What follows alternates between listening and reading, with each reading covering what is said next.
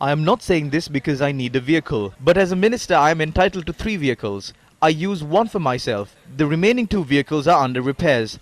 They are both in the garage. That is the reality. Look at the state ministers today. Look at the vehicles they use. Ministers do not possess so-called luxury vehicles that people think they do.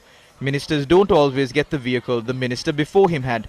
A minister is assigned a vehicle used by 2 ministers before him. That's because the previous minister's vehicle is taken over by an official before the new minister assumes duties. That is the reality.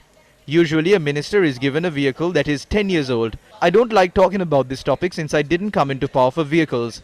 Plus these days private vehicles are the ones that are mostly used. Don't look at politicians with hatred. When the public is in trouble, politicians are expected to provide relief. Then they ask the politicians not to take his salary. Think whether those statements are reasonable. Because there are some politicians among us that travel by bus to parliament.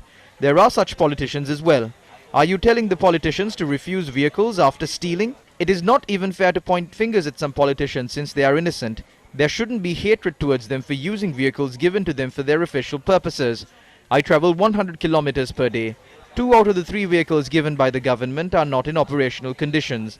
I use private vehicles. Who is responsible for the expenses spent for that vehicle? We are not complaining. However, the people must be sensitive regarding this matter.